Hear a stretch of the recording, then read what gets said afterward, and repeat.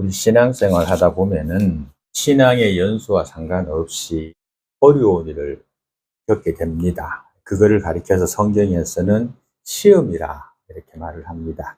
최초의 시험은 언제 있었습니까? 아담과 하와겠지, 그죠?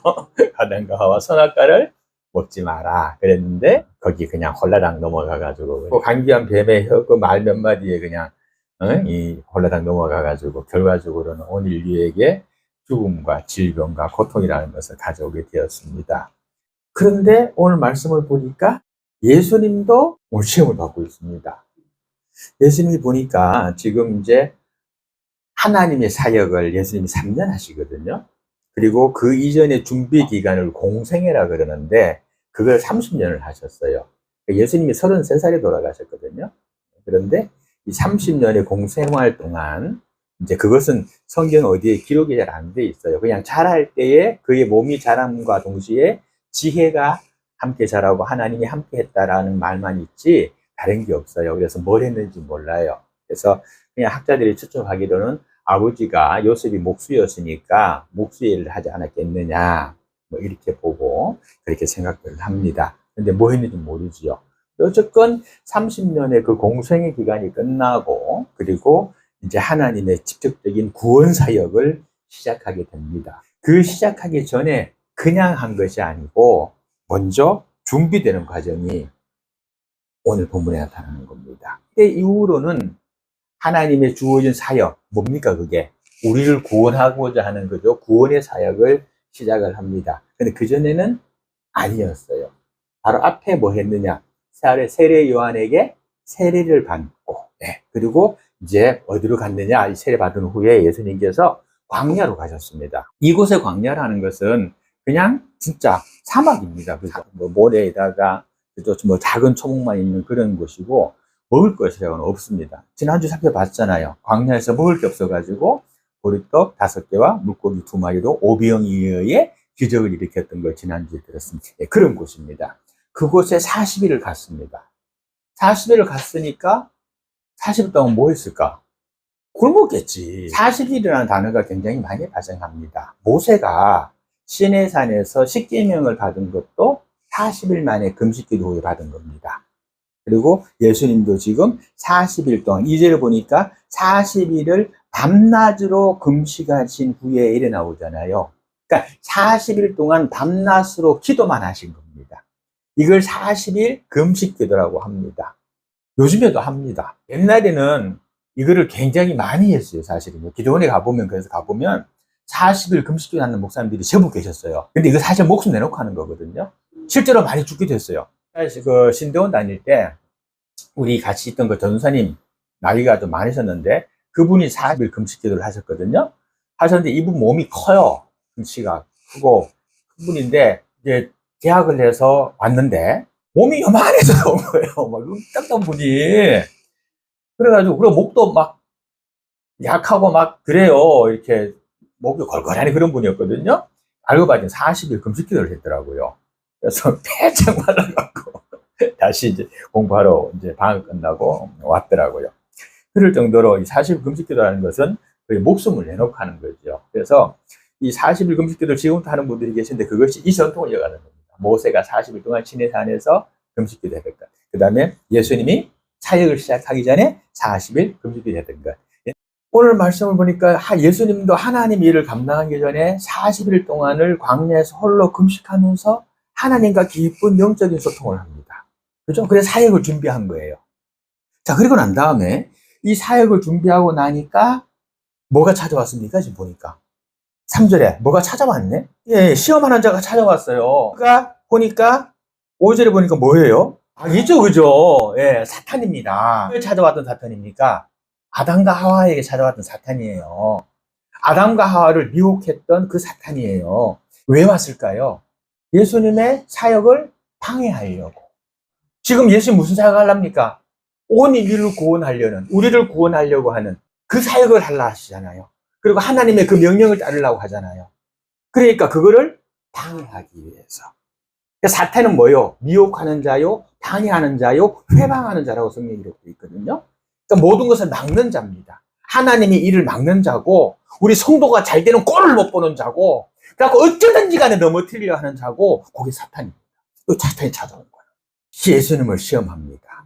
우리도 보면요, 큰 무슨 일이 있기 전에 꼭 보면 이런 시험거리가 나타납니다. 그래서 그걸 어떻게 잘 지내느냐에 따라 가지고 달라진다니까. 그러니까 은혜로운 예배를 드리고 난 다음에 보면 이상하게 사탄이 꼬입니다. 이상하게 뭐 분노하게 하고 화나게 하고 무슨 이렇게 만들고, 그 다음에 또 은혜 받을 만한 게 뭐가 돼 있으면 사탄이 이거 못 받게 하려고 또 방해를 합니다.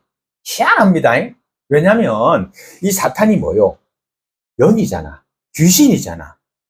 그렇기 때문에 이 귀신이기 때문에 이게 우리 영적인 걸 잘 알아. 내가 하나님께로 더 가까이 나가서 더 큰 자가 되는 걸 사탄은 싫어하잖아요. 그죠? 자기 걸 참으려고 그러잖아. 그러다 보니까 우리가 좀 더 커지려고 하면 사탄이 나타난다는 겁니다. 그걸 방해합니다. 예수님한테도 나타난 사탄이 우리한테 안 나타나겠습니까? 예수님한테 나타나서 예수님한테 미혹하는 사탄이 우리에게 안 나타나겠냐는 겁니다. 자, 사탄이 오늘 와서 예수님을 세 가지로 시험합니다. 그렇죠? 첫 번째 시험이 뭡니까? 지금 예수님이 뭐 했어? 40일 동안 굶었어, 그냥. 40일 동안 굶은 사람에게 제일 필요한 게 뭘까요? 먹고 싶은 거예요. 그죠? 사탄이 그걸 아는 겁니다. 그러니까 사탄이 제일 잘 알아요. 나의 약한 부분을 잘 알아요.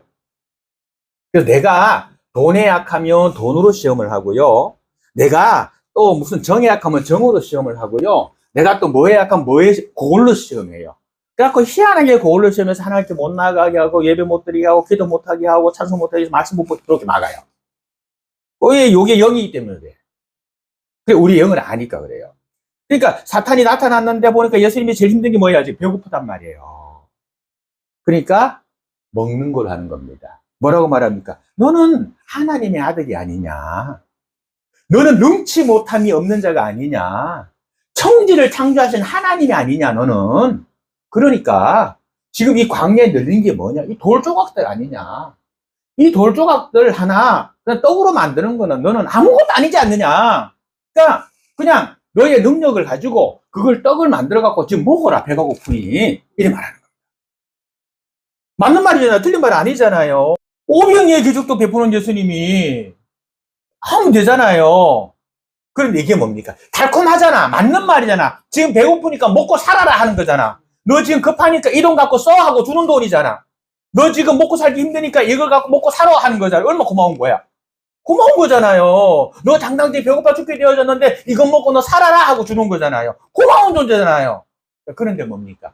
이게 누가 주는 거요? 사탄이 주는 거요.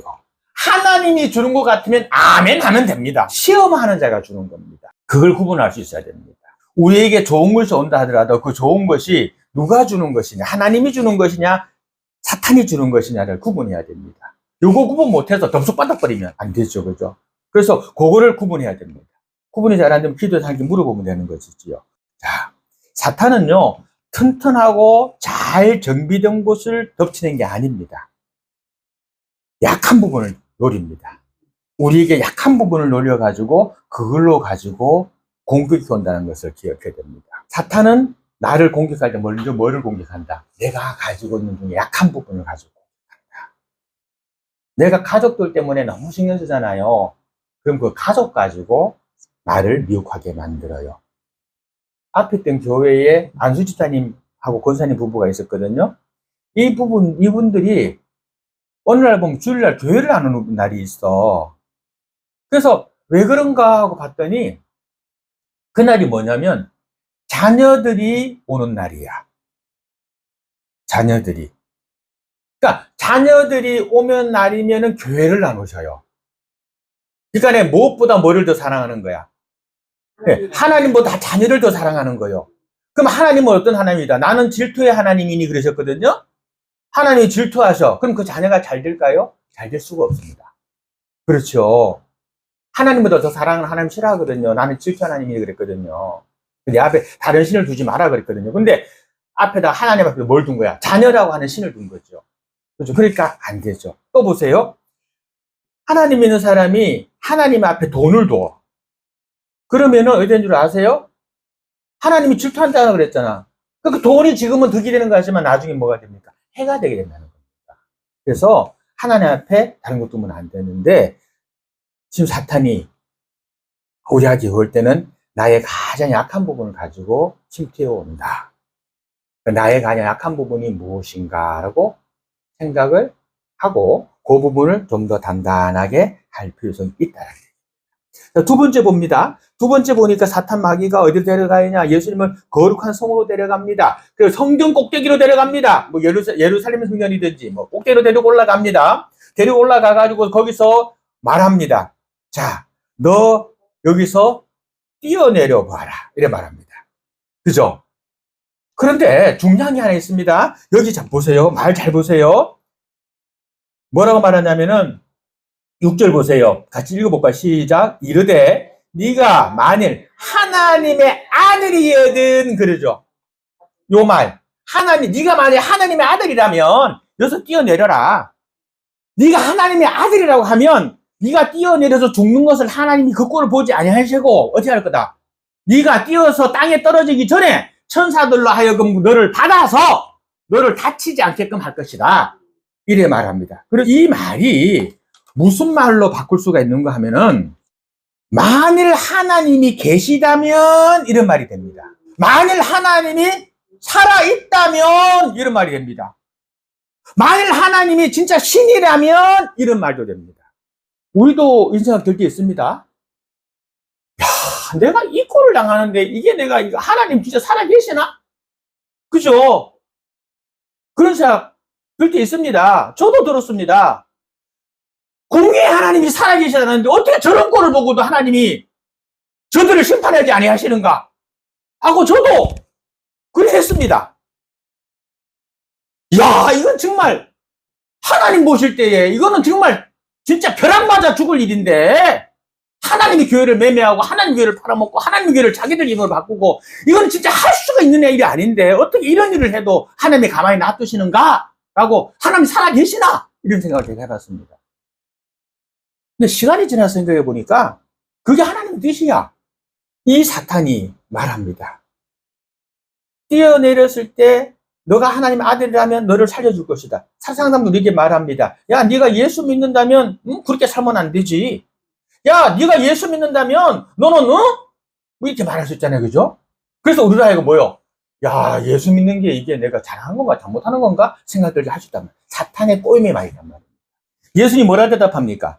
주 너의 하나님을 뭐 하지 마라? 시험하지 마라. 앞에 말씀과 뒤에 말씀 두 개 다가 예수님이 첫 번째에 답하는 거 있죠? 그리고 두 번째 답하는 거 있죠? 금방 말씀 읽은 거. 이 두 가지 다 성경에 있는 말씀이에요. 구약 성경에 있는 말씀들입니다. 예수님 그 성경을 다 알았던 거죠. 자, 이 모든 것이 뭐다? 하나님을 시험하라는 거라는 겁니다.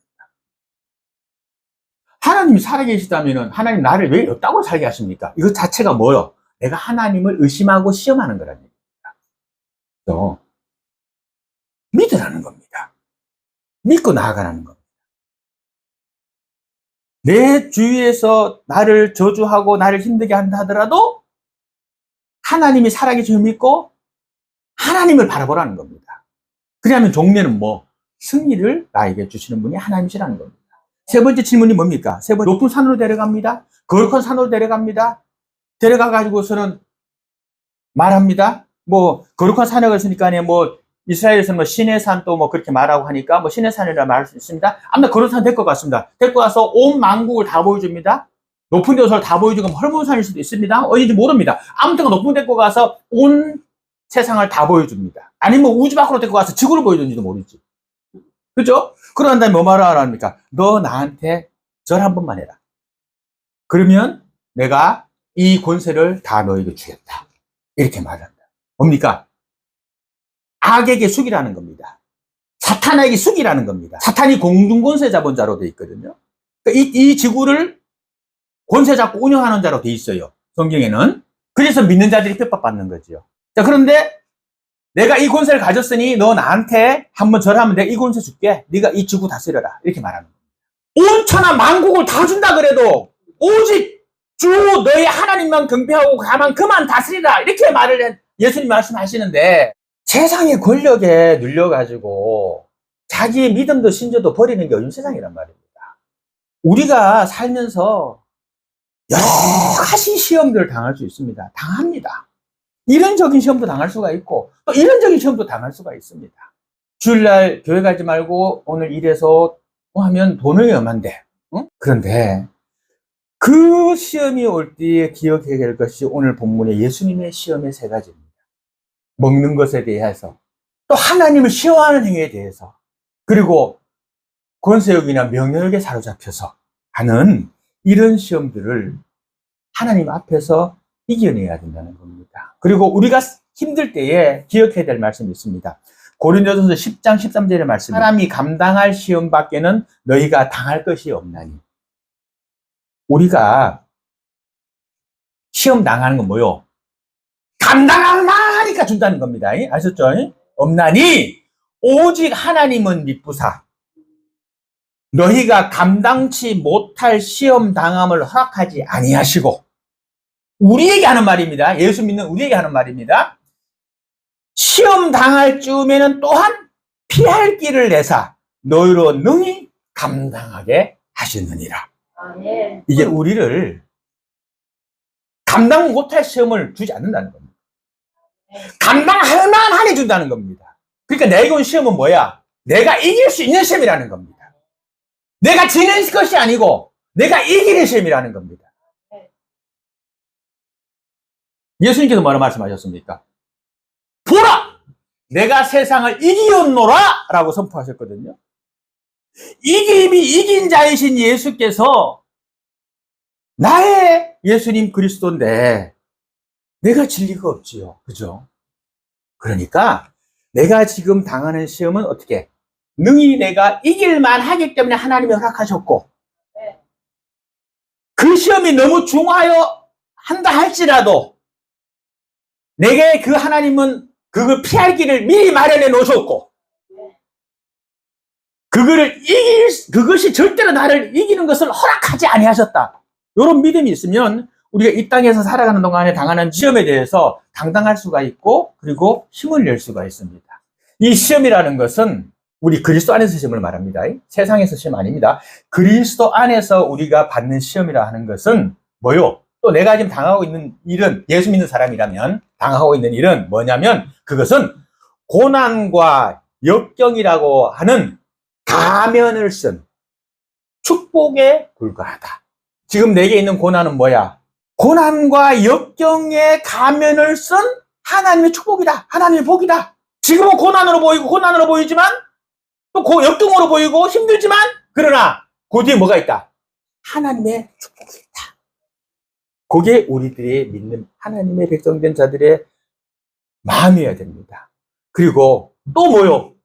이 시험 뒤에는 더 존귀한 곳으로, 더 좋은 곳으로 올리고 더 나은 곳으로 주려고 하는 하나님의 테스트다 라고 생각하면 지금 당하는 고난과 시험을 능히 충분히 이길 수 있는 힘이 나타납니다. 그리고 종국에는 우리를 위해서 준비된 면류관을 다 갖고, 애써서 훈련한 선수가 금메달이라고 하는, 은메달이라고 하는, 동메달이라고 하는 그 메달을 하나님이 다 준비해 놓고 계신다고 하는 것을 우리가 기억해야 됩니다. 늘 경계하시기 바랍니다. 나의 약한 곳이 어디인가. 그래서 그곳을 살펴서 잘 막도록 그렇게 해야 됩니다. 한 가지 방법이 있습니다. 알려드리겠습니다. 이런 일이 있었답니다. 옛날에 어떤 왕이 잘못한 신하가 있었답니다. 그래서 불러놓고 그랬답니다. 그릇에다가 물을 찰랑찰랑하게 부어가지고 주면서 너 요거 들고 동네 한 바퀴 돌고 오자. 돌고 왔는데 만약에 물그릇이 쏟아졌거나 물이 없어졌다, 쏟았다, 그러면 너는 바로 죽이겠다. 근데 네가 안 쏟고 돌아온다고 하면 네가 그동안 저지른 모든 비리나 그런 것들을 용서해 주겠다 그랬답니다.